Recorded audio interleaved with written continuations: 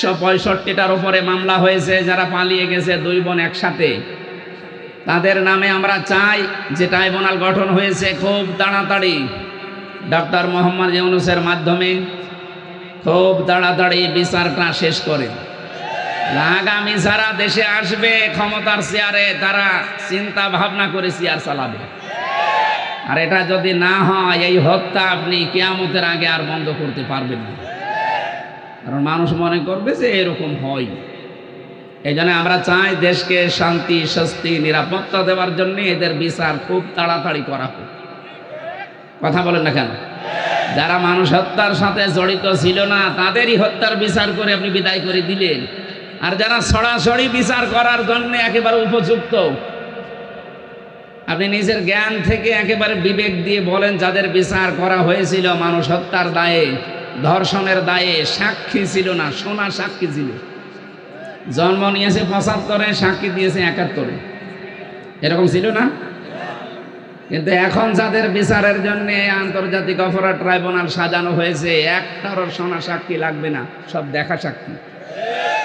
হাজারো প্রমাণ হাতে নিয়ে ঘুরতেছে বাংলাদেশের বহু মানুষ, শুধু ডাকবেন পিপিলিকার মতো চলে যাবে।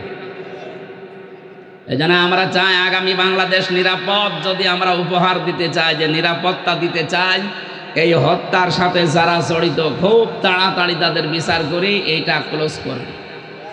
এই কথা বলেন না কেন? আগামী কিয়ামত পর্যন্ত এই দেশে আর বিনা কারণে কাউকে কেউ হত্যা করার জন্য সাহস পাবেন। আমার প্রথম শব্দ ছিল, এ কোরআনে কারিমের মাহফিলে যারা আমরা এসেছি, আজকে কষ্ট স্বীকার করে যারা বসে আছি, অবশ্যই কিছু নিয়ে আজকে যাব। তেলাওয়াতকৃত আয়াতে অনেক তথ্য আছে, আমরা চিন্তা ভাবনা করে তাফসীর আকারে কথা বলবো ইনশাআল্লাহ। সুতরাং যে মানুষগুলো এগুলোর সাথে জড়িত ছিলেন, আপনারা যদি তাওবা করতে চান, হত্যার যে শাস্তি আছে এই শাস্তি আপনাকে পাওয়া লাগবে।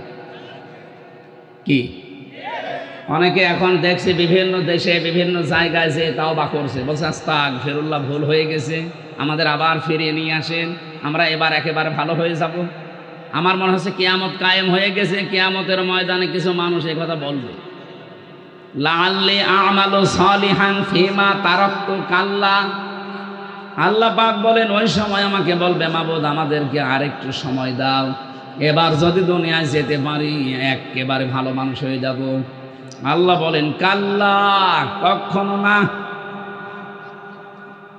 ইন্নাহা কাইলুন, এটা তো তোর কথার কথা, এরকম বহু কথা এই 15.5 বছরে বলেছিলি।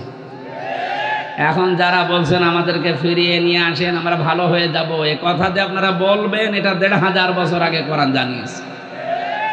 সুতরাং আপনার মুখের কথার কোনো বিশ্বাস নেই। আমরা চাই যে যে অপরাধের সাথে জড়িত তার শাস্তি হয়ে সে পবিত্র হোক।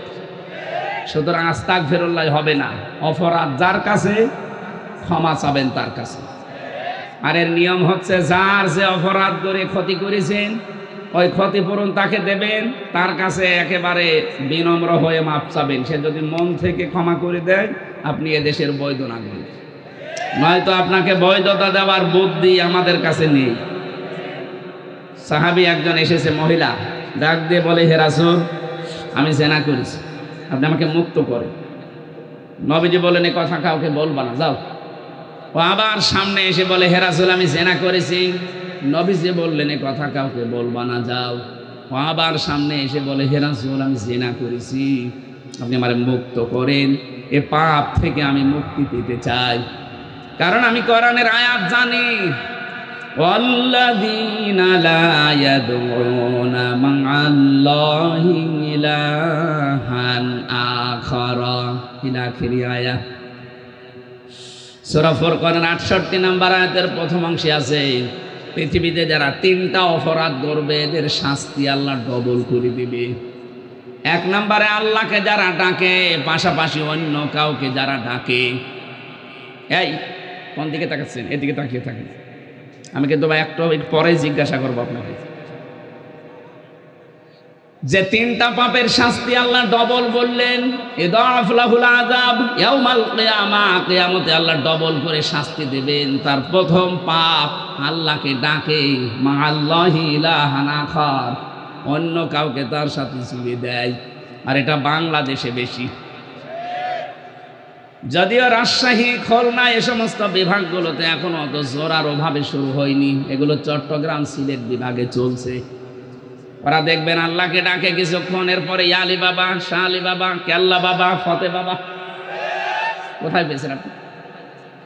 কিসের ফতে বাবা? রাসূলুল্লাহর নামেও জিকির করা জায়েজ নেই, নবীজির নামে শুধু দরুদ পড়া জায়েজ আছে, জিকির করা জায়েজ আছে কার নামে? আরো জোরে বলেন, ওয়ালিল্লাহিল আসমাউল হুসনা ফাদউহু বিহা ওয়াযারুল্লাযীনা ইউলহিদুনা ফি আসমাই। সূরা আরাফের 180 নম্বর আয়াতের প্রথম অংশে আছে, আমার অনেক নাম আছে সুন্দর সুন্দর, যে নামে পারো ডাকো, কিন্তু সাবধান আমার নামকে ইলহাদ করবা না, পরিবর্ধন করে দিবা না, আমার নামকে উলট পালট করে ডাকবা না।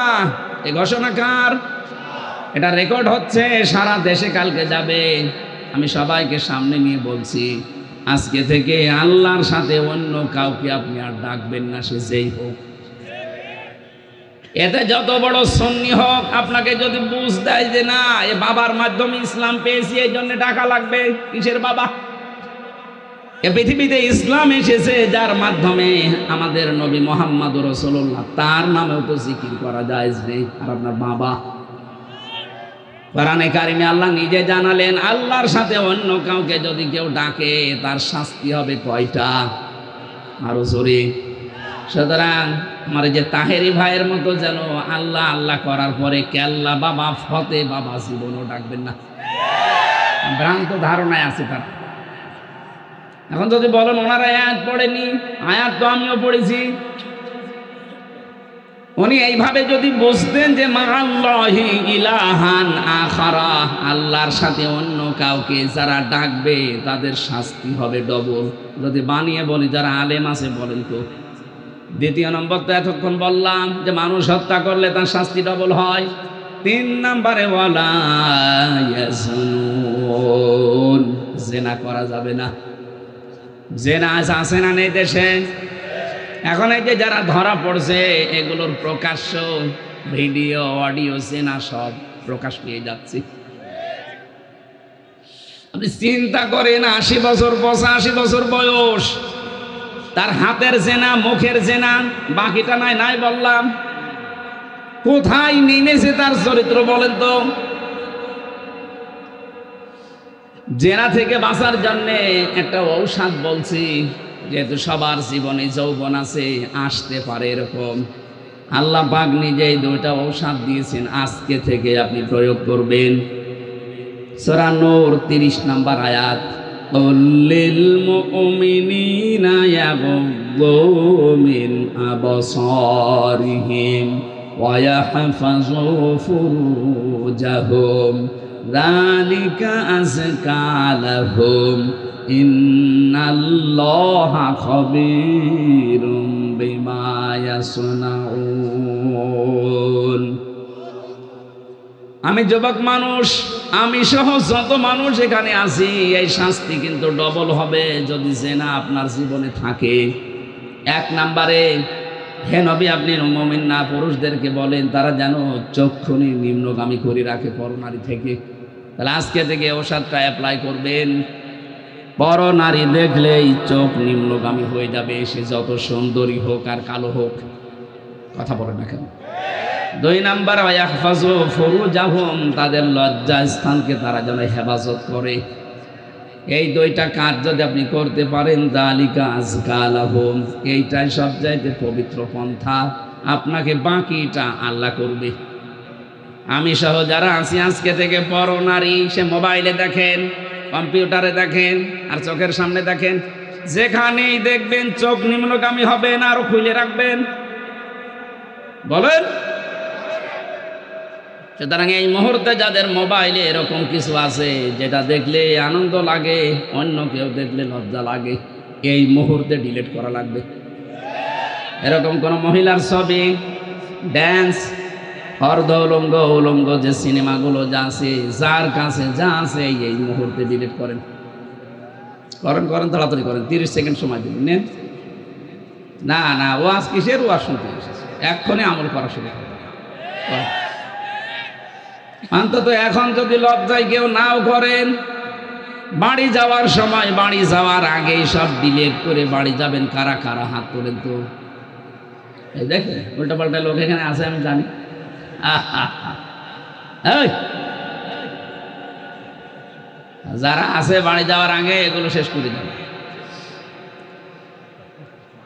জেনা থেকে বাঁচা এটা আল্লাহর রহমত ছাড়া সম্ভব না, বিশেষ করে আমাদের যে জামানা চলছে এখন, তো প্রত্যেকটা জায়গা জেনা দিয়ে পরিপূর্ণ করে দিয়েছে। বিশেষ করে 15.5 বছরে যা করেছিল, কথা বলেন ঠিক কিনা?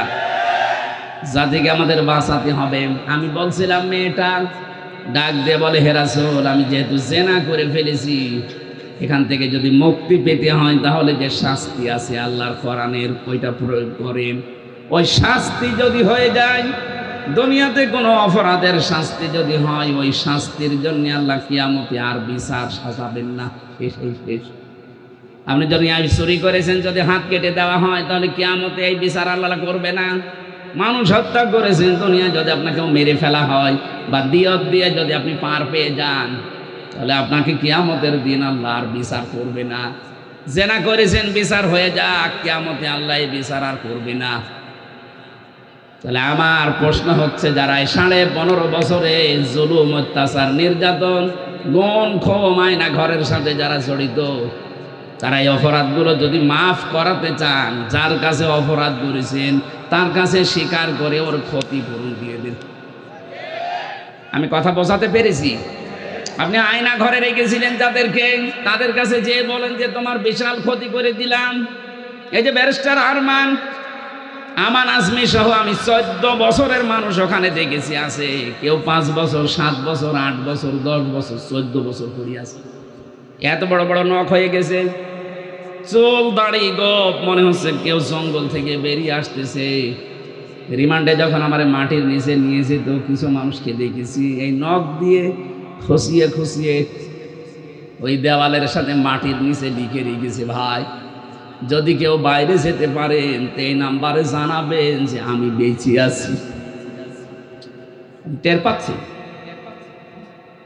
একটা মানুষ 10 বছর, 14 বছর জানে না যে এখন বছর চলছে, জানে না এটা যে কি মাস তাও তার জানা নেই, কি বার তাও জানে না, কয়টা বাজে তা তো জানে না। অথচ তার মাথার উপর দিয়ে গাড়ি ঘোড়া চলছে, মানুষ চলছে, হালকা আওয়াজ পাওয়া যেত। এই ছেলে এখানে কি করেন? কি ইয়ার কি মারা নাকি? কি কঠিন ভয়ঙ্কর পরিস্থিতি, শুনলে আপনাদের ভয় লাগে। আর আমরা নিজে ফ্রেশ হয়েছিলাম মাত্র 10 দিন, আমি তাই পাগল হয়ে গেছি। আর একটা মানুষ 14 বছর আছে। আর আপনি এখন এই সমস্ত জিনিসের সাথে যারা জড়িত ছিল, ওরা যদি বলে আস্তাগফিরুল্লাহ, আপনি কি আল্লাহর কাছে দোষ করেছেন? আপনি দোষ করেছেন যার কাছে? এরকম বহু মানুষ এই 15 বছর আপনার কারণে ব্যবসা করতে পারে নাই। হ্যাঁ, কথা বলেন না কেন? এই 15টা বছর আপনি চাঁদাবাজি করেছেন, তার অর্থনীতি নষ্ট করে দিয়েছেন। বহু মানুষকে 15 বছর তার জায়গা মতো উঠতে দেননি। এটা বানিয়ে বললাম? বহু মানুষ ওপরের চেয়ারে ওঠার কথা ছিল, আপনি এই 15 বছরে তাকে উঠতে দেননি। আজ ডক্টর মোহাম্মদ ইউনূস চরিত্রবান মানুষ চাচ্ছে। চরিত্রবান মানুষদের আমি বিভিন্ন জায়গায় বসাবো, আজ আমরা দিতে পারছি না, কারণ 15.5 বছরে চরিত্রবান মানুষ যেখানে উঠবে, ওই চেয়ারগুলোকে চরিত্রহীন মানুষ দিয়ে ভর্তি করে রেখেছিলেন। এই মানুষগুলোকে তো উঠতে দেননি, এরা জায়গা মতো যাবে কি করে? এদের যে বিশাল ক্ষতি করে দিলেন এই 15.5 বছরে। এখন কাবার গিলাফ ধরেও যদি বলেন আস্তাগফিরুল্লাহ, জীবনও মাফ হবে না। মাফ হওয়ার একটা পদ্ধতি আছে, যে মানুষগুলোর ক্ষতি করে দিলেন জীবনের, এদের এই জীবনের ক্ষতিপূরণ দেওয়া লাগবে। আমি আশা করছি আমার কথার ইঙ্গিতে আপনি বুঝেছেন যে কি ক্ষমা কি করে চাওয়া লাগে। অপরাধ করেছেন একজনের কাছে আর মাফ চাচ্ছেন আপনি আর একজনের কাছে। এক ওসি পেয়েছিলাম জেলখানায়, আমারে বলছে, হুজুর দেখেন তো আমার তওবাটা কেমন করে হয়ে গেল। কি সেই যে নির্বাচন, কেন আমি বাইরে ছিলাম, আমার যে কনস্টেবল আছে, আমার যে এসআই আছে, এসআই আছে, দারোগা আছে, যা এদেরকে নিয়ে আমি আল্লাহর রাস্তায় ভোট কাটা আরম্ভ করলাম। রাত 12টার পর থেকে তো কোরআন শরীফ আমার সামনে এইভাবেই বলছিল। আমি ফাঁসির কন্ডেম সেলের ভেতরে আছি, উনি আমার সাথে দেখা করতে এই তাওবা শোনাচ্ছে যে আমি তাওবা করেছি, আমারটা কি হয়েছে। রাত 12:30টার পর থেকে আমরা আরম্ভ করলাম ফজরের আগ পর্যন্ত আল্লাহর নামে ভোট কাটতে কাটতে ফজরের আজান দিয়ে দিল। সব কমপ্লিট করে বাক্স জায়গা মতো পাঠিয়ে দিলাম। এবার গোসল করলাম, ওযু করলাম, 2 রাকাত নফল নামাজ পড়ে বললাম আস্তাগফিরুল্লাহ। হুজুর আমার এই তাওবা হয়েছে না। আপনি তো আল্লাহর কাছে দোষ করেননি, আপনি দোষ করেছেন হামজার কাছে। এ মানুষটাকে এমপি বানাতে 3.5 লাখ থেকে 4 লাখ হামজার রায় লাগে, এই কথা বলছেন। আর আপনি একা একা সব রায় দিয়ে দিলেন। আপনি যার জন্য দিয়েছিলেন সে তো পালিয়েছে, কিন্তু আপনার কি হবে? সবচেয়ে ভয়ঙ্কর কথা হচ্ছে আপনার এই 15.5 বছরের ভেতরে যারা ভোট দিতে পারে না এমন অনেক মানুষ মারা গেছে, তাদের কাছে আপনি মাপ চাবেন কি করে? এটা সবচেয়ে ভয়ঙ্কর কথা। বেশি আছে যারা বাড়িতে বাড়িতে গিয়ে বললেন যে আপনার ভোট আমি দিয়েছিলাম, আপনি কিছু মনে করেন না, অন্তত একটা ভোট দিতে পারেননি, 10,000 করে টাকা দেবো, তাও তো সে মাফ করে দিতে পারে। কিন্তু যারা মরিয়ে গেল, কব্বরে আছে, তাদের কাছে আপনি মাপ চাবেন কি করে বলেন? এটা বিশাল ক্ষতি করে ফেললেন। এই ক্ষতিপূরণ আপনি কিভাবে তুলবেন বলেন তো? এরকম ক্ষতি দেশে অনেকের হয়নি। মাপ নাই চাওয়া যায় জীবিত মানুষের কাছে, মরিয়ে গেছে, মাপ চাবেন কি করে? কি করলেন বলেন আপনি? এখন নিজের কি ক্ষতি করলেন? এরকম ক্ষতি যেন সামনে কেউ আর না করেন। অনেকে এরকম ক্ষতি করার জন্যও মশানে বসে আছে যে দাঁড়ান, থালা হাতে আগে পায়। এই জন্যই তো বিচার ব্যবস্থায় যারা আছে শক্ত হওয়ার জন্য আহ্বান জানাচ্ছি। এমন বিচার করবেন আন্তর্জাতিক অপরাধ ট্রাইব্যুনালে, কিয়ামতের আগে যেন কেউ আটকে ওঠে মানুষ। তাছাড়া এটা বন্ধ হবে না। কথা বুঝতেছেন? আমার কথার সারাংশ এই মেয়েটা যেমন অপরাধ করার পরে, অনুশোচনা করার পরে বিচার নিজে নিয়ে এরপরে মারা গেছে, তার তওবা কবুল হয়েছে। আমরা চাই 15.5 বছরে যে অপরাধ করেছে, আপনি তো জানেন কি করেছেন। আপনার কলমের খোসায় কত মানুষের উপরে চেয়ারে উঠতে পারে না, আরো নিচে নেমে গেছে। তার কি ক্ষতি করে দিলেন বলেন? অথচ আপনি জানতেন যে সব যোগ্যতা আছে। বিশ্ববিদ্যালয়ে যারা ফার্স্ট ক্লাস ফার্স্ট হয় তাদেরকে শিক্ষক হিসাবে রেখে দেয়, শুধু আপনার কলমের কারণে হয়নি। এই যে বিশাল ক্ষতি সারা দেশে যারাই দায়িত্বে ছিল, 1628টা চেয়ারে, এগুলো সব জালেম। বিশেষ করে 1628টা চেয়ারে যারা ছিল, এগুলোর প্রত্যেকটা জালেম। আর কিয়ামতে এদের বিরুদ্ধে মামলা দেবে আল্লাহ নিজে। কারণ জালেমের বিরুদ্ধে মামলা হামজার না। আমিরে জামাত বলছে আমরা সত্যিকারের অপরাধীদের শাস্তি চাই, উনি সাধারণ ক্ষমা ঘোষণা করেছে, করুক। আমরা যদি কিছু নাও বলি, জালেমদের বিরুদ্ধে মামলা সরাসরি দেবে কে? ইন্নামাস সাবিলু আলাল্লাযিনা ইয়াজলিমুনা নাস, সূরা শূরা 42 নম্বর আয়াত। আল্লাহ বলেন আমি নিজে জালেমদের বিরুদ্ধে মামলা দেব। এই কথাটা কত ভয়ঙ্কর টের পাচ্ছেন? যিনি বিচারপতি তিনি মামলার বাদী। এই জন্য আপনার জন্য আফসোস করা ছাড়া আমাদের আর কিছু করার নেই। আপনার জন্য ক্ষমা চাইলেও ক্ষমা হবে না, কারণ জালেমদেরকে আল্লাহ হেদায়েত দিচ্ছে না, দেবেও না। আল্লাহু লা ইয়াহদিল কওমাজ জালিমিন। ইয়াহদি এটা মুজারি, বর্তমান ভবিষ্যৎ, প্রেজেন্ট ফিউচার। এই জন্য জালেমদের জন্য আফসোস, সামনে যেন কেউ আবার জালেম না হয়ে যায়। কথা বলো না কেন? আমরা দেখতে পাচ্ছি বাংলাদেশে এখনো বুঝে হোক না বুঝে হোক, আবেগে হোক আর যেভাবে হোক, অনেকেই জালেম হওয়ার জন্যে চেষ্টায় আছে। না, আপনি জালেম হবেন না, মাজলুম হন। মাজলুম হলে অসুবিধা নেই, কিন্তু জালেম হলে খবর আছে, আল্লাহর মামলার আসামি হয়ে যাবেন, জান্নাত হারাম আপনার জন্য।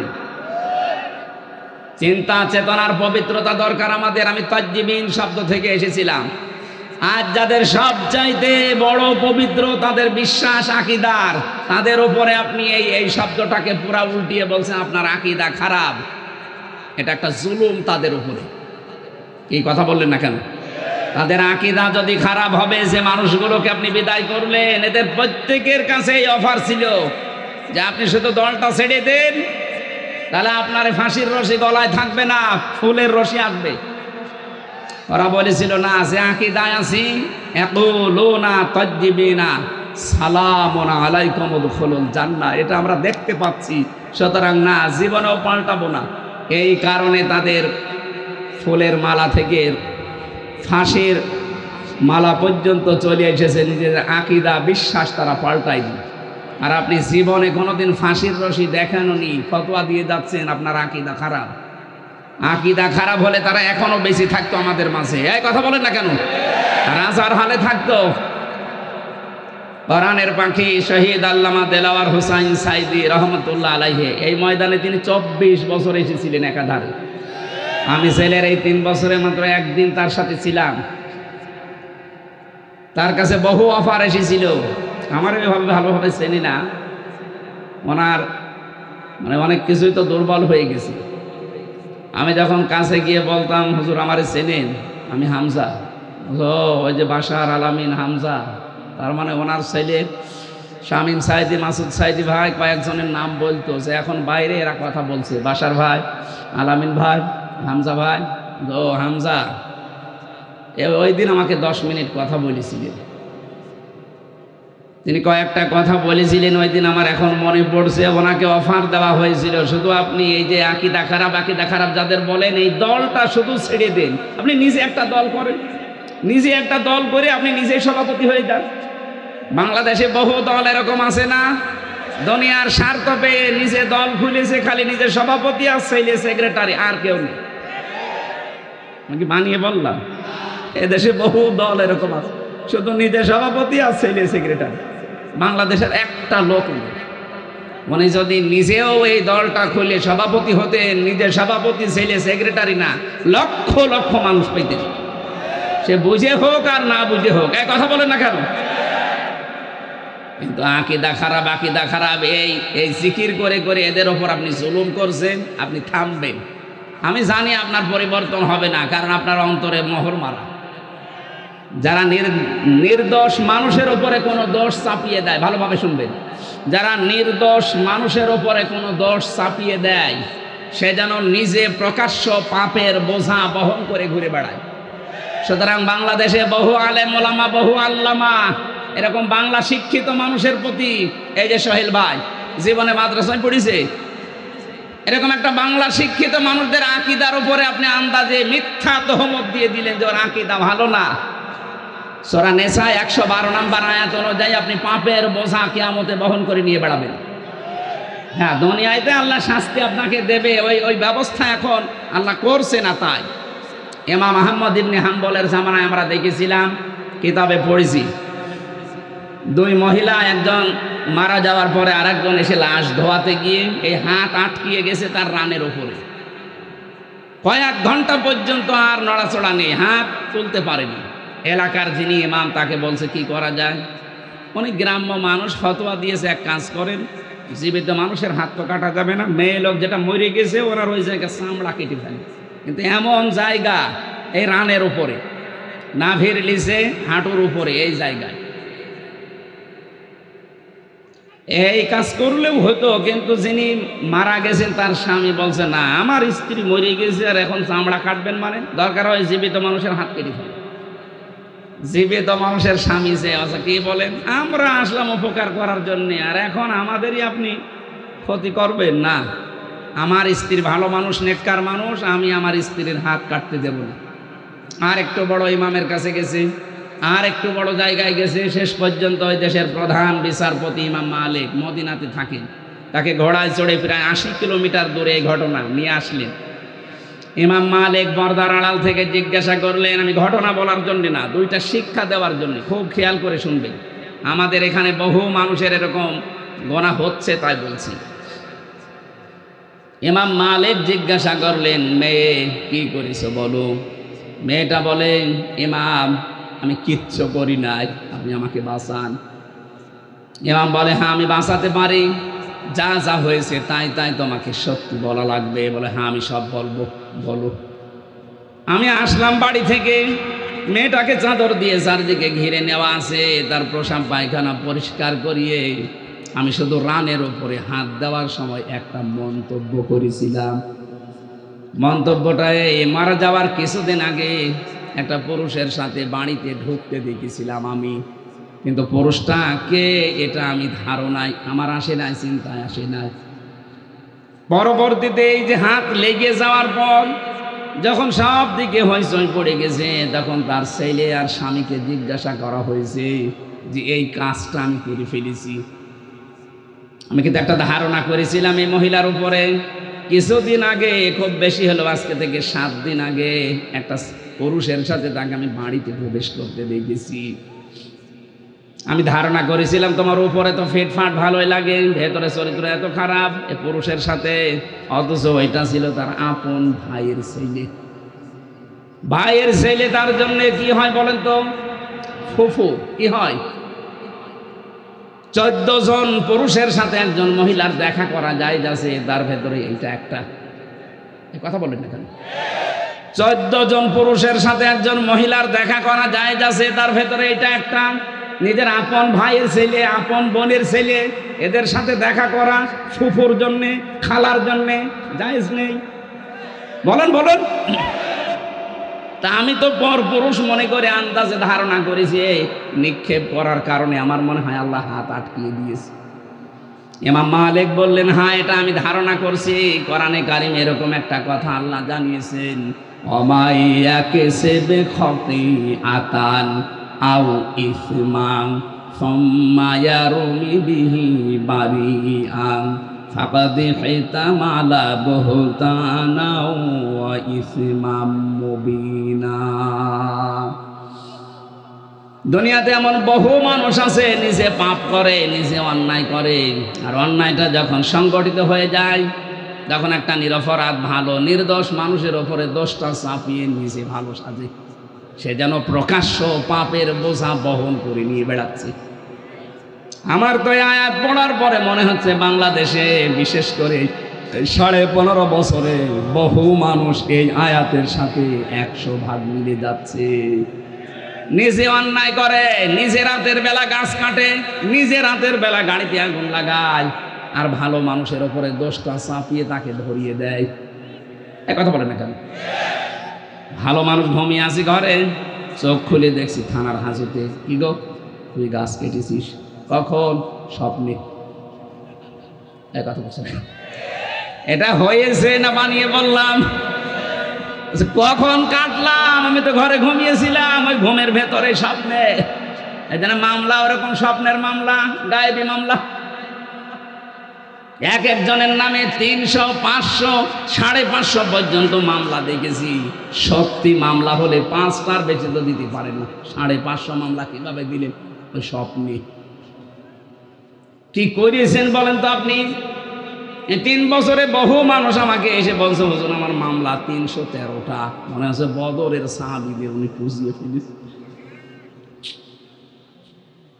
ইমাম মালিক ডাক দিয়ে বললেন, আল্লাহর বান্দি, তুমি যে অপরাধ করেছ, এই যে আন্দাজে একটা নিরপরাধ মানুষের ওপরে এটা নিক্ষেপ করার কারণে তুমি পাপের বোঝা বহন করে এখন নিয়ে বেড়াচ্ছ, আল্লাহ আটকিয়েছে এই কারণে।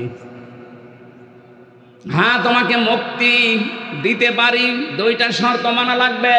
কোরআনে কারীম জানাচ্ছে, ওয়াল্লাযীনা ইয়ারমুনাল মুহসানাতি সুম্মা লাম ইয়াতু বিআরবা'াতি শুহাদা ফাজলিদুহুম 80 জালদা 80 জালদাতাও ওয়ালা তাকবালু লাহুম শাহাদাতান আবাদা ওয়া উলাইকা হুমুল ফাসিকুন। সূরা নূরের 4 নম্বর আয়াতে আল্লাহ 2টা তথ্য দিয়েছেন। আল্লাযীনা ইয়ারমুনাল মুহসানাত, যারা নেককার সতী সাধবী নারীর উপরে জেনার তহমত লাগায়, অপবাদ দেয় ব্যভিচারের, সুম্মা লাম ইয়াতু বিআরবা'াতি শুহাদা, 4 জন সাক্ষী জোগাড় করতে পারে না, আল্লাহ বলেন ফাজলিদুহুম 80 জালদা, তাদের প্রথম শাস্তি 80টা বেত মারা লাগবে। 2 নম্বরে ওয়ালা তাকবালু লাহুম শাহাদাতান আবাদা, কখনো তাদের সাক্ষী আর এই দুনিয়ায় গ্রহণ করা হবে না। তুমি যেহেতু অপরাধ করেই ফেলেছো বিনা কারণে, একটা নিরপরাধ, নেককার মহিলার ওপরে জেনার এই তহমত লাগিয়েছো ধারণার মাধ্যমে। সুতরাং তোমাকে দুইটা, 1 নম্বরে 4 জন সাক্ষী জোগাড় করা লাগবে। কোথায় পাবে? সাক্ষী আছে? এটা যখন নেই তোমার 2য় নম্বর। 1ম নম্বর সাক্ষী যখন নেই, তাহলে এই শাস্তি পাওয়া লাগবে। আর দুনিয়ায় যতদিন বেঁচে আছো কোনোদিন তোমার সাক্ষী গ্রহণ করা হবে না। বাংলাদেশে আয়াতটা যদি সংসদে কায়েম থাকতো, আল্লাহর কসম এদেশের বহু মিথ্যা মামলা এমনি মিটে যেত, কারণ সাক্ষী জোগাড় করতে পারতেন না। 2 নম্বরে যারা সাক্ষী ঠিক পর্যন্ত দিতে পারবে না, এ মানুষগুলোর কোনোদিন তাদের পক্ষে আর সাক্ষী দেওয়া বৈধ নেই, জায়েজ নেই, তাদের সাক্ষী আর গ্রহণ করা হতো না। আমার মামলার যারা আয়ু ছিল বলেন তো, কয়েকদিন আগে আমার মামলা সব খারিজ হয়ে গেছে, আদালত কর্তৃক প্রমাণিত যে আমি নির্দোষ, আমার কোনো দোষ নেই।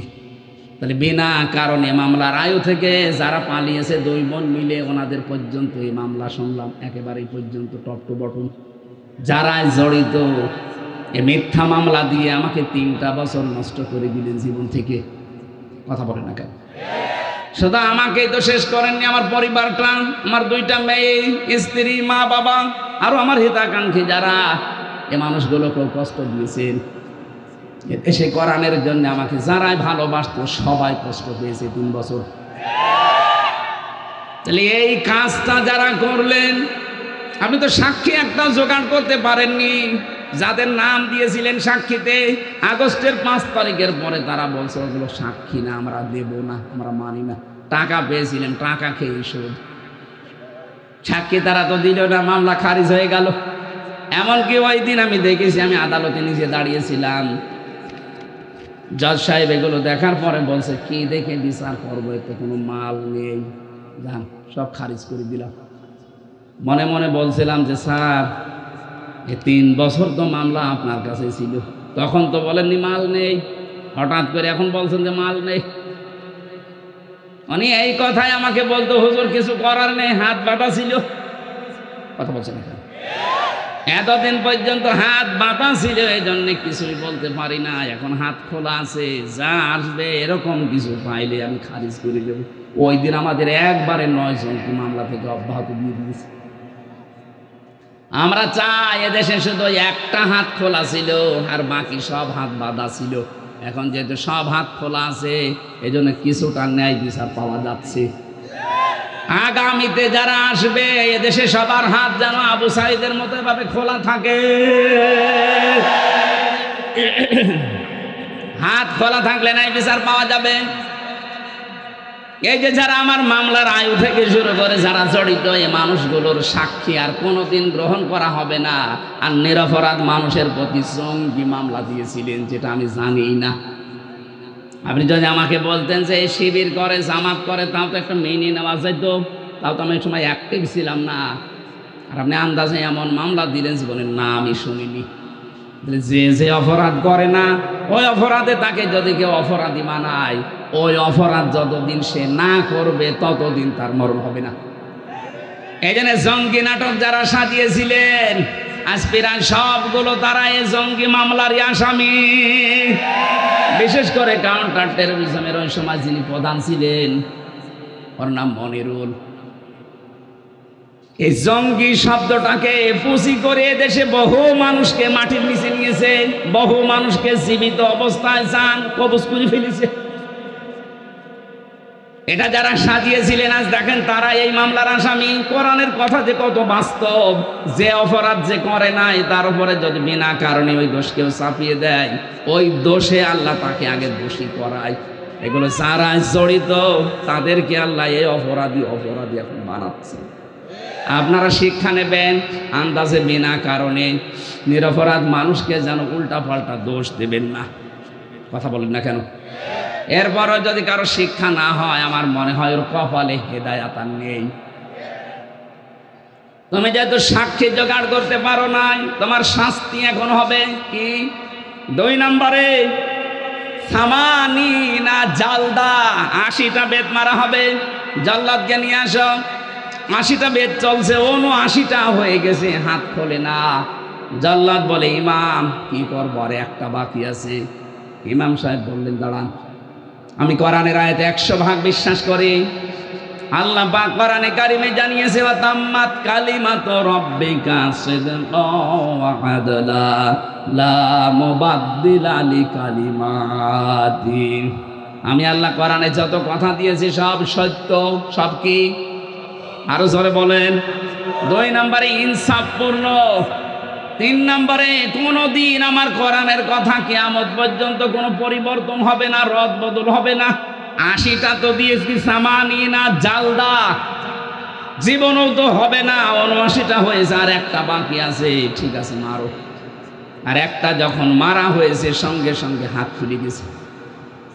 আমি কি বোঝাতে চাইলাম বলেন তো? আন্দাজে একজনের উপরে বিনা কারণে দোষ চাপিয়ে দেবেন, আর মনে করছেন আমার তো কিছুই হচ্ছে না। আপনি প্রকাশ্য পাপের বোঝা কিয়ামতে বহন করে নিয়ে বেড়াবেন। টের পাচ্ছেন কি বললাম? এরপরেও যদি আপনার বিবেকের এই দরজা না খোলে, তো কি দিয়ে আঘাত করলে খুলবে বলেন? আমরা সাবধান হব এখান থেকে। যেহেতু নসিহতমূলক কথা বলছি, এটা তো রাজনৈতিক মঞ্চ না। যারা ভুল করেছিলেন তাদের আমি পথ বললাম যে এইভাবে তাওবা করে ফিরে আসেন। আল্লাহ এরপরও যদি কাউকে পথ না দেখায়, এ দোষ কার? আল্লাহর দোষ। বারানি কারীম জানিয়েছে, ইয়া আইয়ুহাল্লাযীনা আমানু ইজতানিবু কাসীরাম মিনাজ যন্নি ইন্না বা'দাজ যন্নি ইসমুন ওয়া লা তাজাসসু ওয়া লা ইয়াগতাব বা'দুকুম বা'দা আইয়ুহিব্বু আহাদুকুম আইয়াকুলা লাহমা আখিহি মাইতান ফাকারিহতুমুহু ইলা আখিরি আয়াত। হে পৃথিবীর মানুষেরা, যারা ঈমানের দাবি করো তাদেরকে বলছি, আন্দাজে ধারণা করা থেকে বিরত থাকবা। আর এইটা করে করে আমাদের জীবনটাই 15.5 বছরে বিষিয়ে তুলেছিল। আন্দাজে ধারণা করা, এ ধারণা করা যে গোনার কাজ। তোমরা একে অন্যের পেছনে লেগে থাকবা না, এর কথা ওর কাছে লাগাবা না। এই যে দোষ চর্চা করা, মানুষের পেছনে লেগে থাকা, ফেসবুকে দেখতে পাচ্ছি এটা নিয়ে যুদ্ধ চলছে। এটা বন্ধ হওয়া দরকার। আপনি এমন এমন মানুষের পেছনে আন্দাজে দোষ চর্চা করেন, লেগে থাকেন, জানেন ওই লোকটার ভেতরের অবস্থা জানেন। আন্দাজে একটা মিথ্যা যে ছড়িয়ে দিলেন, আপনার কারণে ওর সম্মান নষ্ট হয়। কথা বলেন না কেন? এটা ফেসবুকে আজ দেখতে পাওয়া যাচ্ছে না?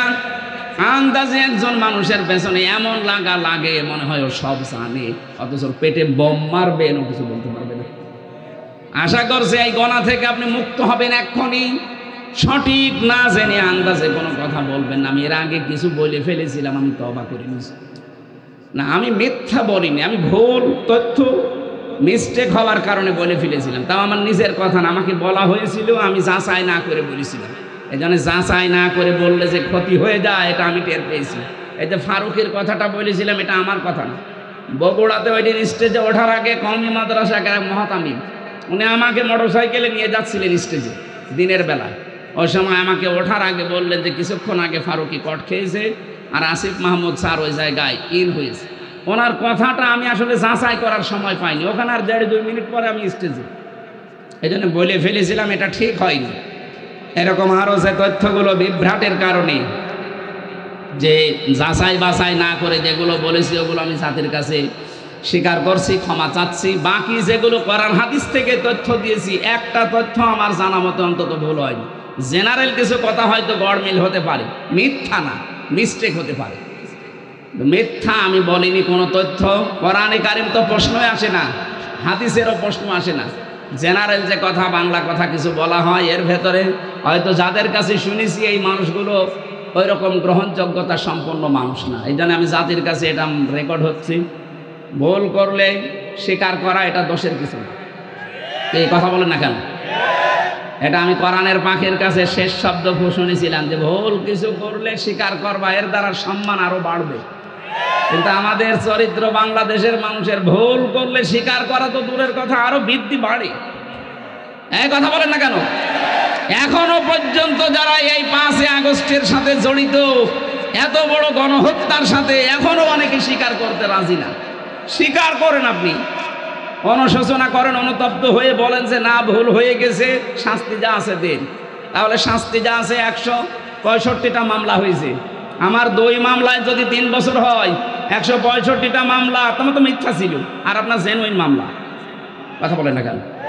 ডক্টর ইউনূস কয়েকদিন আগে ঘোষণা দেয়নি যে শুধু 5 আগস্টের বিচার না, 2006 থেকে 28 অক্টোবর থেকে শুরু করে 24-এর 5 আগস্ট পর্যন্ত যা হয়েছে সব বিচার আমরা করব। আর আমরা মামলা আমরা দেখতে পাচ্ছি এইভাবেই মামলা হয়েছে। সুতরাং 165টা মামলার যদি 1.5 বছর করেও শাস্তি হয়, কতদিন হতে পারে আপনি? আমার মনে হয় আপনি কব্বরে চলে যাবেন, এরপরে আবার জীবিত হবেন, এরপরে আবার কব্বরে যাবেন। আমি মকিম গাজীকে পেয়েছিলাম জেলখানায়, বললাম ভাই কয় বছর আপনার জেল? বলছে 160 বছর। 160 বছর ওর জেল, ওর হায়াত আছে অতদিন, ও কব্বরে চলে যাবে না? আবার জীবিত হবে, আবার চলে যাবে, তারপরও শোধ হবে কিনা আল্লাহ জানে। তা আপনি যা করেছেন যদি সত্যি অনুশোচনা আসে আপনার ভেতরে, আমি যেমন ভুল করেছিলাম আমি স্বীকার করলাম, আপনি ভুল করেছেন বলেন যে হ্যাঁ এই যে 3,732 জন মানুষ হত্যার সাথে আমি জড়িত, আমার নির্দেশেই 6 সাল থেকে আরম্ভ হয়েছে, বলেন না কেন, অসুবিধা কি? কারণ আপনি তো বলেছিলেন লোকে বইটা নিয়ে আসে, এরা তো আর এমনি যেতে চায়নি, আপনি বলেছিলেন এরা নিয়ে গেছে, আপনি হুকুমের আসামি, এই কথা বলছেন না কেন? এটাকে আমি মিথ্যা বলছি না সত্য? এরা একেবারে পানির মতো স্বচ্ছ দেখা যাচ্ছে।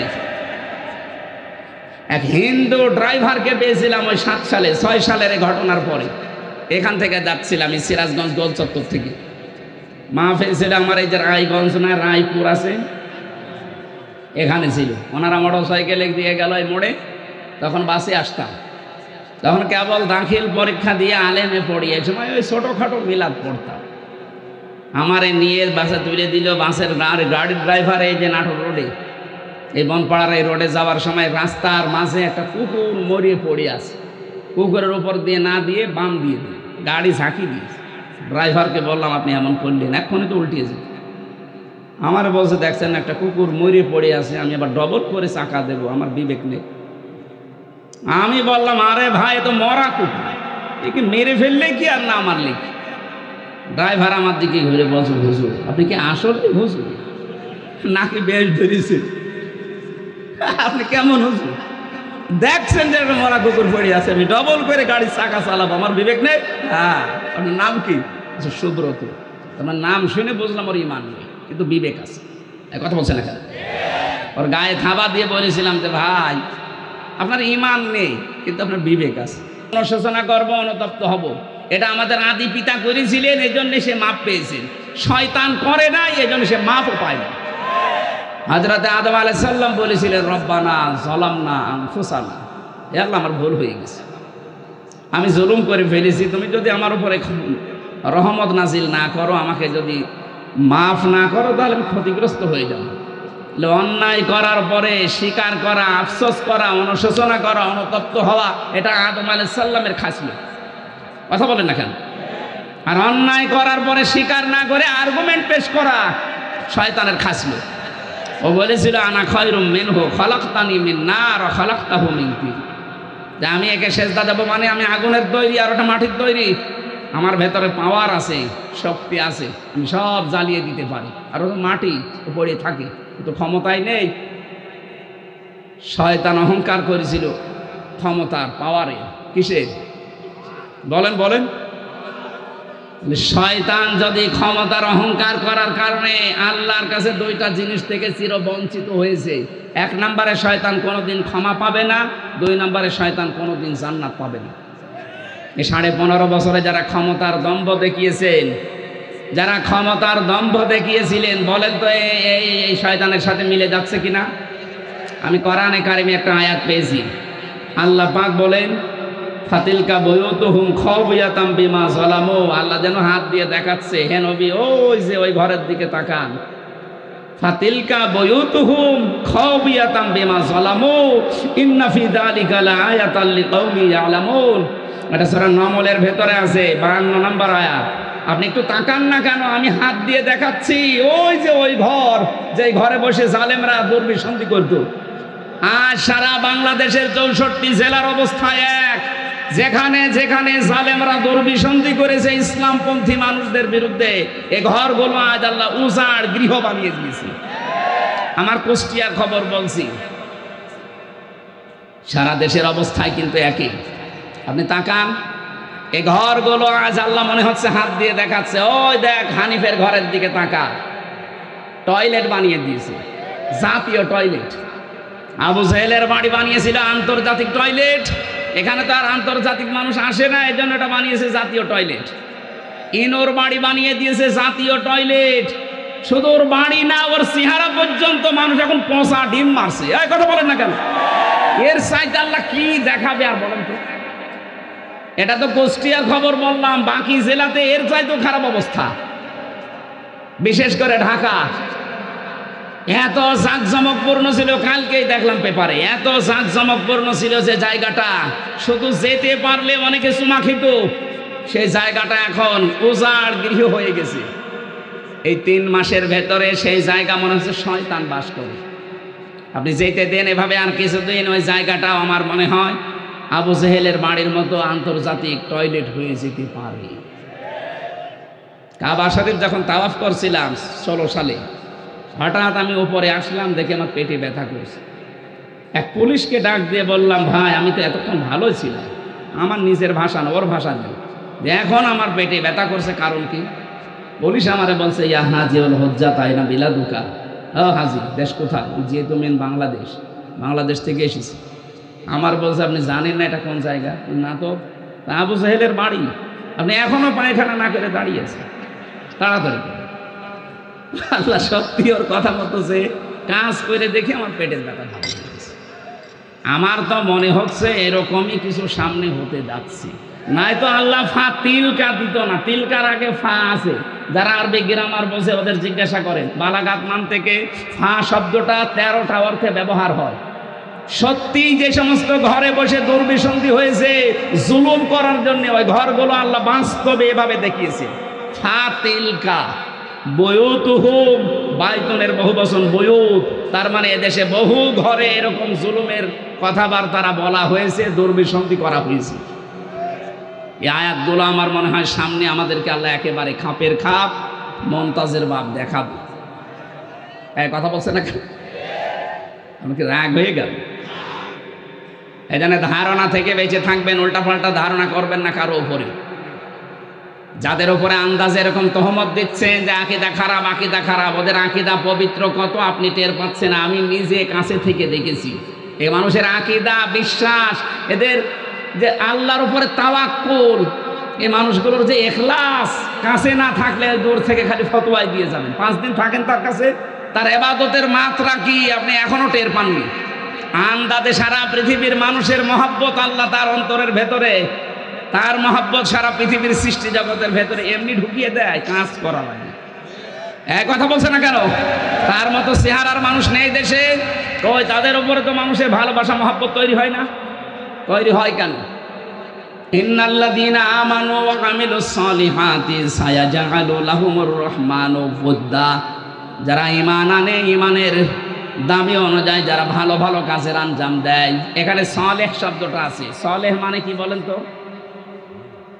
আমরা অনেকেই মনে করি সালেহ মানে নেককার, ভালো না। শুধু এতটুকু না, আধুনিক ব্যাখ্যা হচ্ছে সালেহ মানে যোগ্য। সালেহ মানে কি? এই বাংলাদেশের সত্যিকার অর্থে যারা ঈমান এনেছে, ঈমানের দাবি অনুযায়ী তারা এমন সালেহ, এমন যোগ্যতা সম্পন্ন মানুষ তৈরি করতে চাচ্ছে যারা এই দেশটা চালাতে পারে।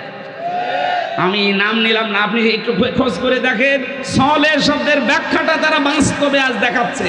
আজ আমাদের চিকিৎসা বিভাগে লোক নেই, তারা লোক তৈরি করছে। বিচার ব্যবস্থায় লোক নেই, তারা লোক তৈরি করছে। প্রশাসনে লোক নেই, তারা লোক তৈরি করছে। উল্টা পাল্টা লোক না, যোগ্যতা সম্পন্ন লোক। এই কথা বলে না কেন? সালেহ শব্দটা তারা বুঝেছে।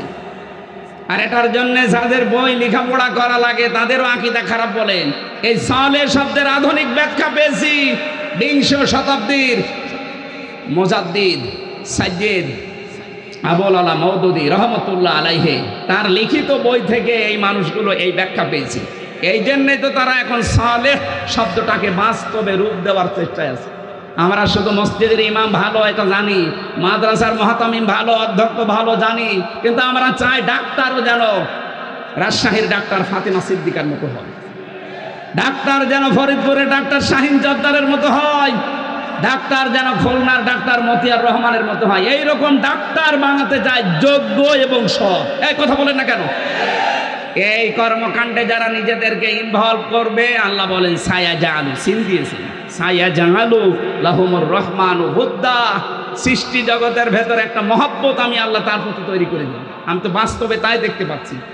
লোকটা সেখানে যাচ্ছে আজ পঙ্গপালের মতো, মানুষ ভালোবাসায় একটু দেখার জন্য, শুয়ে দেওয়ার জন্য পঙ্গপালের মতো ছুটতেছে। কেন? তারা দেখা যায় না টিভিতে, তারা দেখা যায় না মোবাইলে। এই সমস্যা কি? শেষ করে দেব? এটা দিলেন কেন এখন? কমন সেন্স নেই আমার? কেন, কি সমস্যা কি? আপনি কথা শুনছেন না তাহলে? আমি কিন্তু জিজ্ঞাসা করবো সলে মানে কি? আধুনিক ব্যাখ্যা যদি বলতে না পারেন না, ওই খালি ১৫০০ বছর আগের পড়া বাদ দিন। আমার মনে হয় বিরক্ত হয়ে গেছেন আপনারা, না? শেষ করে দেব? কোরআনে কারিম থেকে ৬৬৬৬, ৬৬৩৬ দুইটা মতই আছে। একটা মত আমরা মানি, ৬৬৬৬ মানেন। এর ভেতরে একটা মাত্র আয়াত পড়েছি, 4টা কথা আল্লাহ দিয়েছেন আয়াতের ভেতরে, এক একটা শব্দের ভেতরে লক্ষ লক্ষ কথা। ফি জিলালিল কোরআনে আমি জেলখানায় বসে বসে দেখেছিলাম, ওখানে জিলালিল কোরআনটা আর তাফহিমুল কোরআনটা পাওয়া যায়, অন্যান্যটা নেই। কারণ যারা যায় তারা তো এই ধরনের মানুষ যায়, এরা সেভাবে হোক ঢোকায়। আমি জিলালিল কোরআন থেকে আজকের তাফসির করছি না, আপনারা উঠে চলে যাচ্ছেন মানে? দু একজন যান, যুবক মানুষ যাবেন না, তাহলে কিন্তু সমস্যা আছে। হ্যাঁ, যুবক মানুষ যাবেন না, কেন? এখানে মেয়েদের অনেক মেয়ের বাপ আসে জামাই খুঁজতে। এখন আপনি যদি 1-1.5 ঘন্টা 2 ঘন্টা পরে চলে যান, ও বলবেন না, এর কাছে মেয়ে বিয়ে দিলে মেয়ে জাহান্নাম। এই জন্যে আপনি নিজের পায়ে নিজে কোড়াল মারবেন না, অন্তত কিছুক্ষণ বসেন, কষ্ট হলেও। 1-1.5 ঘন্টা আপনি যদি বসে থাকতে না পারেন, আপনার বিয়ে করলে আপনার বউ মনে হয় টেকবে, শেষে এই সিরাজগঞ্জের বদনাম হবে। নাকি? আমি আর নিচে নামলাম না, তেলাওয়াত করছি, জবান খুলে সবাই পড়বেন। আউযু বিল্লাহি মিনাশ শাইতানির রাজিম, বিসমিল্লাহির রহমানির রহিম, ইয়া আইয়ুহাল্লাযীনা আমানু রুকউ ইলা আখিরি আয়া। এ পর্যন্ত থাক আজকে। এই ইরকাউ রুকু শব্দের যত ব্যাখ্যা আছে আমি টপ টু বটন চেষ্টা করব বলার। বাকি অসজুদু, ওয়াবুদু, অফআলুল খয়রা, এই 4টা। এখনও বেলকুচিতে 2টা মাহফিল আছে, এক জায়গায় অসজুদু নেব, এক জায়গায় ওয়াবুদু রব্বাকুম। অফআলুল খয়রা এটা আরও বিস্তারিত। ভালো কাজ বলতে ধোকা খাই আমরা, ভালো কাজ কি আমরা এখনও জানি না অনেকে।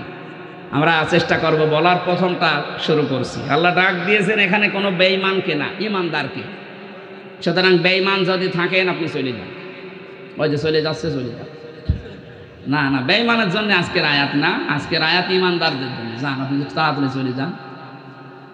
এখন প্রশ্ন আসতে পারে, আমার যে ইমান আছে আমি কিভাবে টের পাবো? আমার যে বিশাল জোব্বা গাই, আমার মাথায় পাগড়ি, এত বড় টুপি, আমার ইমান নেই মানে? না, ইমান আছে কিনা সাহাবী প্রশ্ন করবে। বিশ্বনবী বললেন, ইদা সাররাতকা হাসানাতুকা ওয়া সাআতকা সাইয়্যাতুকা ফাআনতা মুকমিন। মুসলিম শরীফের হাদিস। যখন তোমার ভালো কাজগুলো তোমাকে আনন্দ দেবে আর অন্যায় কাজ করলে ভেতর থেকে একটা বাধা আসবে, তখন বুঝবে তোমার ইমান আছে। আপনি এবার বলেন তো যে আপনার অন্যায় কাজ দেখলে আপনার কি ভেতর থেকে একটা বাধা আসে? না, আসে না। যাদের মোবাইলে বললাম উল্টাপাল্টা সিনেমা আছে, নভেল নাটক আছে, থিয়েটার আছে, যাদের উল্টাপাল্টা ছবি আছে, নিজে দেখলে আনন্দ লাগে, এই মুরব্বী দেখলে আপনার লজ্জা লাগে, তো এইরকম জিনিস থাকার পরেও আপনার মনে বাধা দেয় না, তাহলে আপনার ইমান থাকবে কি করে? বলেন না কেন? এই জন্য বলছে বাড়ি যাওয়ার আগে দয়া করে ডিলিট করে দিন। আর এই নিয়ত করে যান যে যতদিন বেঁচে আছি যেটা দেখা জায়েজ নেই চোখ দিয়ে, আমি মরে গেলেও দেখব না। এক কথা বলেন না কেন? এটা শুধু আপনারা, আমার দরকার নেই। আমি সহ যারা আছি অন্তত এই গোনা থেকে, চোখের এই গোনা থেকে আমরা আজকে মোবাইলটাকে পবিত্র রাখি। আমার এর ভেতরে আন্তর্জাতিক স্কলার যারা, বিশেষ করে ডক্টর নোমান আলী খান, ডক্টর জাকের নায়েক, আর আমার খুব বাংলাদেশের সাজ্জাদ কামাল উদ্দিন জাফরি হাফিজাহুল্লাহ, ওনার লেকচার আছে। বাকিটা আমার মেয়ের কয়েকটা ছবি আছে, অন্য কিছু আর নেই। আর আপনার মোবাইলে খালি পরিমণির ছবি।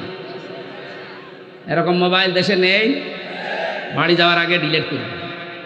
ভালো কাজ যাদের আনন্দ লাগে না, অন্যায় দেখলে যাদের ভেতর থেকে একটা বাধা আসে না, ওর জব্বা যত বড় হোক, ও যত বেলা জিকির করুক, ওর ঈমান নেই।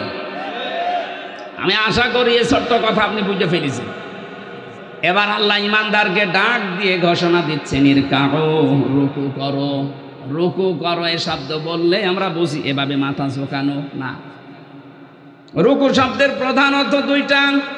কোরআনে কারিমে এটা 42-43 নম্বর আয়াত সূরা বাকারা আছে, ওয়া আকিমুস সালাতা ওয়া আতুজ যাকাতা ওয়ারকাউ মা'আর রাকিঈন।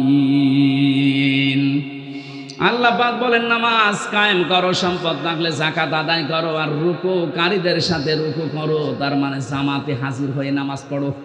এখানে রুকু মানে জামাতে হাজির হয়ে নামাজ পড়া, এক নাম্বার। দ্বিতীয় নাম্বার আমি পেয়েছি, এটা আছে সূরা মুমিনুনের ভেতরে। কোনো মানুষ যদি রুকু সত্যিই করে না, সূরা জুমারের ভেতরে আছে 53, 54, 55 নাম্বার আয়াত।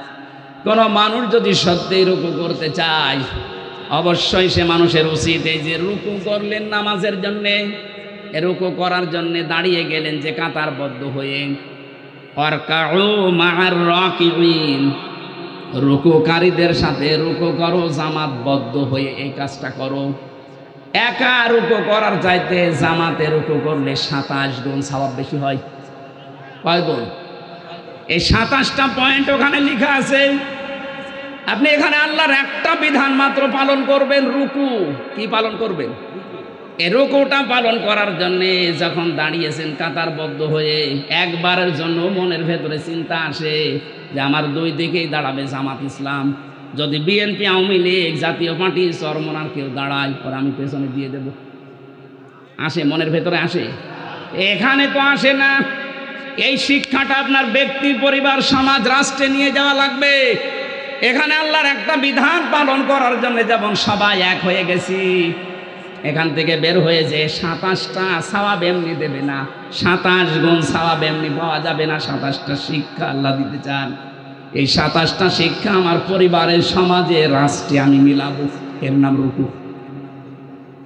এই রুকু যদি আজ বাংলাদেশে আমরা সত্যিই মেনে চলতে পারতাম, 27 গুণ সওয়াবের জন্য যারা এই ফজরের নামাজে কষ্ট করে উঠে শীতের সময় যান, এই 53 বছর সময় লাগার কথা ছিল না। রুকুটা বুঝলে 53 বছর আগেই এই দেশের রুকু রাষ্ট্রীয়ভাবে কায়েম হয়ে যেত।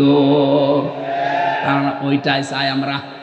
রুকু শুধু নিজে নিজে করবেন মানে, জামাতবদ্ধ হয়ে রুকু করেন। পরিবার, সমাজ, রাষ্ট্রে সব জায়গায় আল্লাহর রুকু আপনি কায়েম করবেন।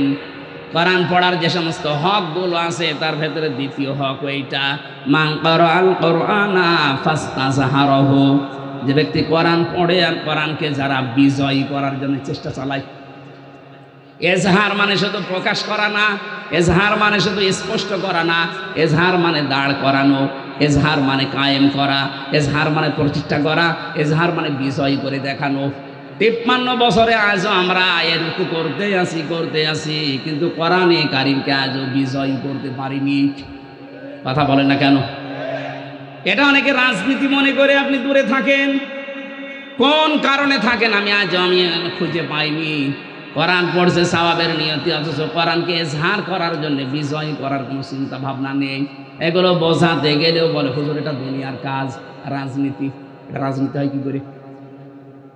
ফাস্তাযহারাহু শব্দটা যারা বোঝে, অভিধান যারা বোঝে, আধুনিক অভিধান বেত্তা যারা লিখছে যে ফাস্তাযহারাহু মানে কোরআনকে যারা বিজয়ী করার চেষ্টা চালাবে, এই মানুষগুলো কোরআন পড়লে যে 4টা শর্ত আছে তাদের দ্বারাই আদায় হবে। কোরআন পড়তে হবে শুদ্ধ করে, কোরআন বুঝতে হবে, কোরআন নিজে মানতে হবে। 4 নাম্বার, কোরআন মানুষকে মানাতে হবে। এই জন্য আমরা যারা রুকু, আল্লাহর নির্দেশ, রুকু করতে চাই, এখন থেকে রুকু করলে যেহেতু 27 গুণ সওয়াব হয়, রুকুকারীদের সাথে রুকু করলে এই 27 গুণ সওয়াব নিতে হলে পরিবার, সমাজ, রাষ্ট্রে 27টা শিক্ষা মেলানোর দরকার আছে না নেই? পরিবারের শিক্ষা কিরকম? সম্মানিত মা বোন যারা এসেছেন, দেখলাম বহু মহিলা বসে আছে বিভিন্ন জায়গায়। মা বোনদের রুকু হচ্ছে শুধুমাত্র মাজা ঝুঁকিয়ে না, এটাই শেষ না। আপনি 4টা কাজ করবেন দুনিয়াতে: নামাজ পড়া, রোজা রাখা, আর কালো বোরকা পরলেই মনে করছেন আমি জান্নাত পেয়ে গেছি, জীবনও না। নেককার সৎ যোগ্য মহিলা জান্নাতের জন্য যোগ্যতা সম্পন্ন হওয়ার জন্য 4টা কাজ করা লাগবে। তিরমিজি শরীফ। 1 নম্বরে ইদা নাজারা ইলাইহা সাররাতুহু, যখন আপনার স্বামী বাইরে থেকে এসে আপনার দিকে তাকাবে, স্বামীকে আনন্দ দেবেন। কথা বুঝতেছেন? এই শব্দটা আজ বাংলাদেশে নেই। স্বামী বাইরে থেকে এসে পরিবারে আনন্দ পায় না, এই জন্যেই বাধ্য হয়ে পরকীয়া প্রেম করে। দেখলেন? হ্যাঁ, এরা যে পায় না পরকীয়া প্রেম করে। সম্মানিত মা বোনেরা, কার স্বামী জি বলেছে আপনি শুনতে পেয়েছেন? আজকে থেকে একটু বাড়িয়ে দেবেন আদরটা। 2 নম্বরে ওয়াইদা গাবা আনহা হাফিজাতুহু, স্বামী যখন বাইরে যাবে তখন স্বামীর সম্পদ, স্বামীর সন্তান, নিজের ইজ্জত, সতীত্ব, নিজের লজ্জাস্থান, শরীর, এগুলো হেফাজত করে রাখবেন। অথচ অধিকাংশ মেয়েরা এখন স্বামী বাইরে গেলে দিন পায়। কথা বলে না কেন? মেয়েরা মোবাইলেও যদি কথা বলে, কোন ধাঁচে কথা বলবে আল্লাহ কোরআনে দিয়েছেন। সূরা আহজাবের 32 নম্বর আয়াতে আছে, ইয়া নিসান নাবিয়্যি লাস্তুন্না কাআহাদিম মিনান নিসাই ইনিত্তাকাইতুন্না ফালা তাখদা'না বিল কওলি ফায়াতমা'আল্লাযী ফী কলবিহি মারাদু ওয়া কুলনা কাওলাম মা'রুফা।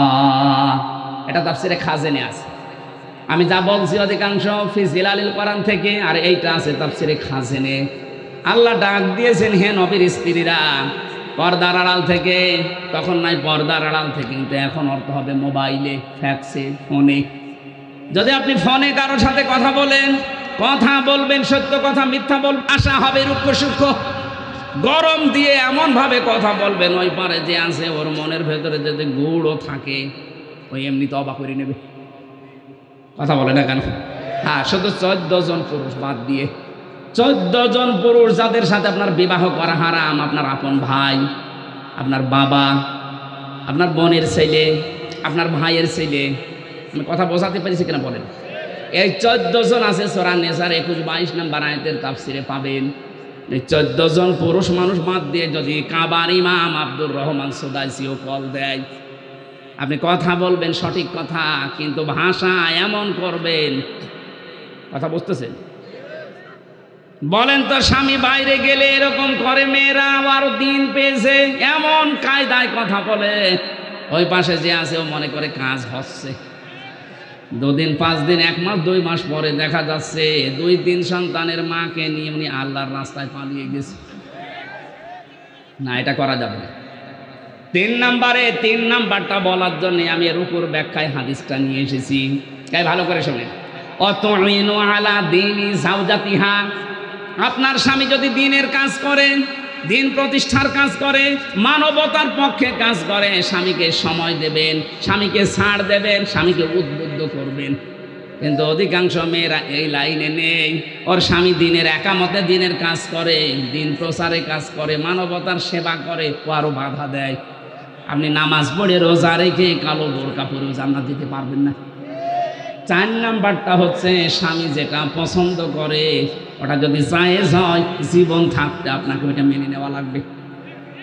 আমি স্বামী, যত স্বামী এখানে আছে, প্রত্যেকটা স্বামী আমরা চাই বিয়ের পরে যেন আমাদের মা বাবা আমাদের সাথে থাকে। আমি খেয়ে থাকি না খেয়ে থাকি, আমার মা বাবার সাথে থাকবে। কথা বলে না কেন? কিন্তু 100টার 98টা মহিলা এটা চাই না। এটা চাই না, তার কারণ আছে, একে শুধু পানি পড়া দেয় এর মা আর ওর বড় বোন, ওখান থেকে বারবার শুধু কান পড়া দেয়, আর কতদিন থাকবি, আলাদা হয়ে যা, এই কথা বলছে না। এরকম ছোট মনের বউ আছে? কার আছে হাত তোলেন তো? একজনের আছে। সম্মানিত ভাইরা, সম্মানিত মা বোনেরা, না আপনার রুকু হচ্ছে না। কিসের রুকু করেন আপনি? যে 4টা বললাম একটাও মিলাতে পারলেন না।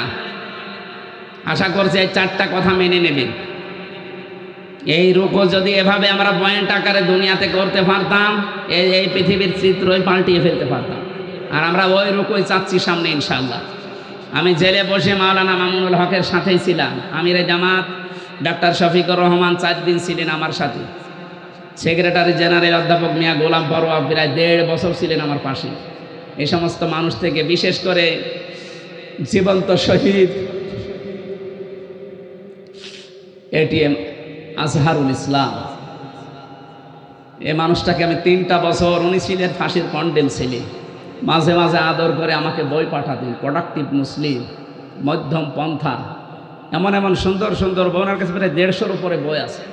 আমাকে বলতেন, হামজা আমি তো বাইরে যেতে পারি না, তুমি যদি যেতে পারো এই কথাগুলো জাতিকে পড়ে পড়ে শোনাবা। আমি আয়াত থেকে মধ্যম পন্থা, প্রোডাক্টিভ মুসলিমের উপরে, বিশেষ করে মুক্তিপণ এই আয়াতের উপরে আমি সাবজেক্ট বানিয়েছি। সামনে সময় আসবে ইনশাল্লাহ আমরা বলবো এই যে ওয়াসজুদু ওয়াবুদু ওয়াফআলুল খায়রা, প্রত্যেকটা শব্দ চিন্তা ভাবনা, প্রতিটি শব্দের ভেতরে লক্ষ লক্ষ কথা আছে। আমরা তাফসীর আকারে আবার সামনে কথা বলবো। আজকে তো মাহফিল 3টা চলছে, আমার শরীরও আর পারছে না, আর 1.5 ঘন্টা হয়ে গেছে। ওই যে লিখিত যে বইগুলো আছে ওই গাড়ি দেখা যাচ্ছে, জেলখানায় বসে করেছিলাম 2 দিন আগে, একটা পাবলিশড হয়েছে, সৃষ্টি জগৎ নিয়ে লিখেছি, ওইটা যাওয়ার সময় নিয়েছেন। আল্লাহুম্মা আমিন। লা ইলাহা ইল্লা আনতা সুবহানাকা ইন্নী কুনতু মিনাজ জালিমিন। রব্বানা যালামনা আনফুসানা ওয়া ইল্লাম তাগফির লানা ওয়া তারহামনা লানাকুনান্না মিনাল খাসিরিন। রব্বুল আলামিন, চাতক পাখির মতো তোমার বান্দা বান্দিরা কোরআনের কথাগুলো শুনছিল, যতটুকুই বলেছি এগুলো তুমি আমাদের প্র্যাকটিক্যাল লাইফে আমল করার তৌফিক দাও। এ বিশাল আয়োজনে যারা শ্রম দিয়েছে, টাকা পয়সা দিয়ে জান্নাত সাজিয়েছে, আল্লাহ এদের জন্য তুমি জান্নাত বরাদ্দ করে দাও। আগামীতে কোরআনের প্রচারের জন্য অনুষ্ঠানটা আরো বিশাল আকারে কবুল করে নাও। যত অতিথি এখানে এসেছেন, যত ভাই বোন এসেছে, মনের ভেতরে যায় যাশা আছে অনেকের পূরণ করে দাও। চর্ম চোখে আমরা দেখতে চাই আল্লাহ, তোমার কালাম দিয়ে 56,000 বর্গ মাইল চলছে। 3টা বছর জালেমের এই জেলখানায় আমি অসুস্থ হয়ে গেছি, কথা বললে এখন কণ্ঠে আর বুকে ব্যথা করে। আল্লাহ তোমার কাছে হাজারো মানুষ নিয়ে দোয়া করছি, মুসাফির অবস্থায় আমাকে আগের অবস্থায় ফিরিয়ে দাও। আমার কণ্ঠটা, আমার শরীরটা তুমি দ্বীনের প্রচারের জন্য ভিক্ষা দাও। মা বোনেরা যারা এসেছে এদেরকে সুস্থ রাখো, ভালো রাখো। আমি সহ যারা অসুস্থ আছি শেফায়ে কামেলা আজেলা নসিব করে দাও।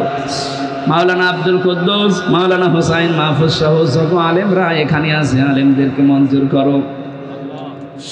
স্টেজে বহু আলেম বসে আছে, অধ্যক্ষ আলী আলম সহ, মাওলানা আলাউদ্দিন সহ, নাম না জানা যত আলেম এখানে এসেছে, আলেমদেরকে আলেম হিসাবে কবুল করে নাও।